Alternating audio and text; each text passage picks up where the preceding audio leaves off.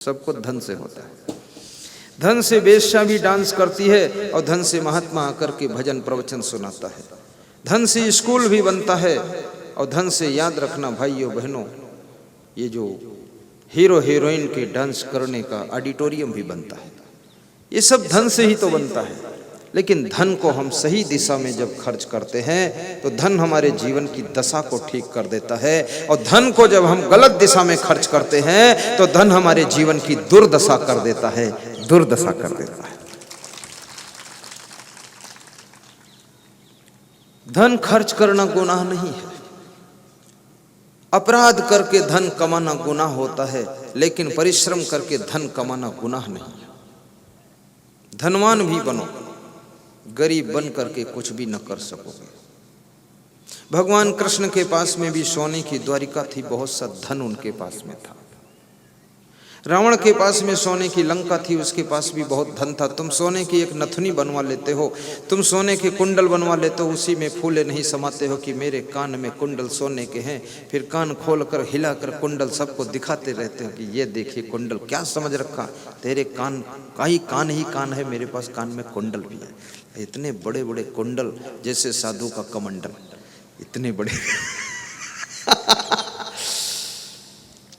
Dubai में मैंने देखा इतने बड़े बड़े गले में हार पहनने वाले, यहां से पहनो तो घुटनों तक वो गले में सोने का हार आ जाए। मैंने उनकी कीमत पूछा तो उन्होंने इतना करोड़ों में बताया। तो हमने कहा चलो, हार तो नहीं खरीद सकते पर इसका फोटो खींच लो, ये तो ले ही जा सकते। उसका फोटो खींच कर मैं भी लाया, फिर डिलीट कर दिया। फोटो से भी कुछ क्या मतलब निकलता है।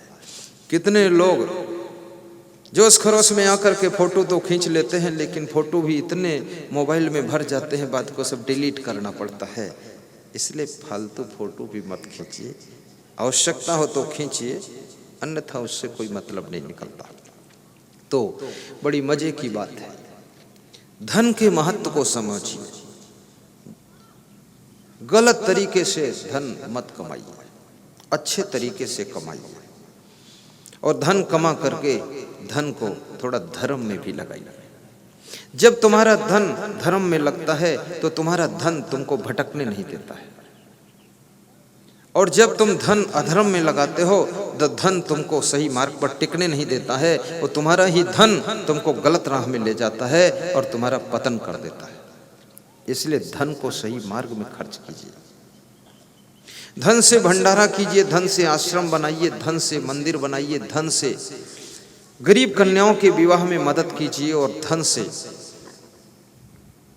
कोई व्यक्ति बहुत दुखी है उसको हेल्प कर दीजिए। धन से सत्संग कराइए, धन से प्रवचन कराइए, धन से कुंभ मेला में अन्य क्षेत्र चलेंगे, वहां जाकर के एक एक ट्रक आटा भी दान दे दीजिए। तुम एक ट्रक नहीं दे सकते हो, लेकिन एक कुंटल तो दे सकते हो। तुम 1 लाख दान नहीं कर सकते हो, पर 2-4 हजार तो दे ही सकते हो। अपनी यथाशक्ति दान करना चाहिए, और जो धन तुम दान करते हो वो दान की शक्ति तुम्हारे घर के दरिद्र को दूर कर देती है। दान में वो ताकत होती है। कल कन्नौज से आए थे भक्त मनीष गुप्ता और उनकी पत्नी कंचन गुप्ता, एक डब्बा दान का भर के लाए थे।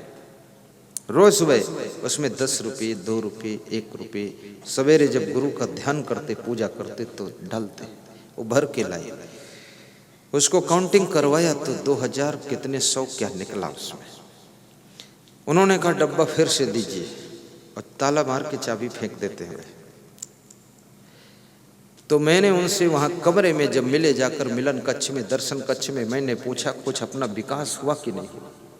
1-2 साल पहले वो मेरे पास आए थे, उनकी पत्नी रोती थी और वह भी बड़ा उखड़ा उखड़ा चेहरा था उनका।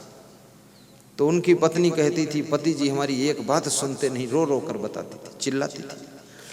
और मेरी सासू चुप्पे से रुपया चुरा करके इनके बड़े भाई को दे देती है, और बड़े भाई दारू पीते हैं, बर्बाद करते हैं, फिर भी दे देती है। और हम बहुत मेहनत करती, हम इनको समझाती है, समझते नहीं है। ऐसा सब झगड़ा लड़ाई। अभी उनको देखा तो उनका पति भी थोड़ा तंदुरुस्त दिखा और वो महिला भी खुश दिखी। मैंने पूछा कुछ गरीबी दूर हुई कि नहीं। बोले गुरुदेव बहुत फर्क पड़ गया है, जब से हम 2 रुपये ही दान निकालने लगे, ध्यान करने लगे, भक्ति करने लगे और धर्म में मन लगा लिया, तब से हमारे घर में अब एक जमीन बिक रही है 15 लाख की, वो खरीदने वाला हूं। तो हमने कहा इतना पैसा हो गया? बोले सब आपकी कृपा है, उसको खरीद लूंगा। ये जितनी बड़ी फील्ड में सत्संग हो रहा है, इतनी बड़ी जगह है, 10-15 लाख की मिल जाएगी और मेन रोड के किनारे है, पूरा मार्केट हम बना देंगे, उसमें 50 दुकान और सब उठा देंगे, हम दे देंगे, तो हमें 2-4 करोड़ मिल जाएगा, फिर आपके लिए बहुत अच्छा आश्रम वहां बनाएंगे।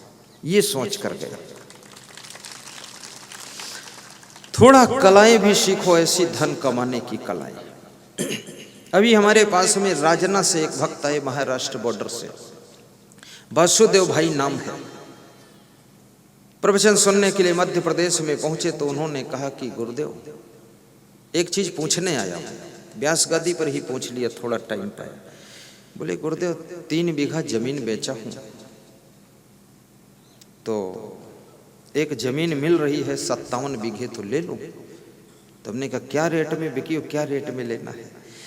बोले गुरुदेव बिकी तो 3 बीघे हमारी जो है 1.5-2 करोड़ की बिकी है, और जो मिल रही है वो 70-80 लाख में मिल रही है। हमने कहा तुरंत ले लो, जाकर के 200 बीघे ले लो, बड़े भरे फार्म हाउस बनाता। तो बोले आप आओगे वहाँ? मैंने कहा मैं तो हेलीकॉप्टर से उड़ के आ जाऊँगा, तुम चिंता मत करो, चाहे जितना जहाँ हो। खुश हो गए। कभी कुछ बेच करके बहुत बड़ा कुछ भी कर दीजिए, और कभी बिजनेस में भी इतने माहिर बन जाइए, खिलाड़ी बन जाइए कि दमादम मस्त कलंदर तुम्हारा पहला नंबर होना चाहिए, ऐसा होना चाहिए।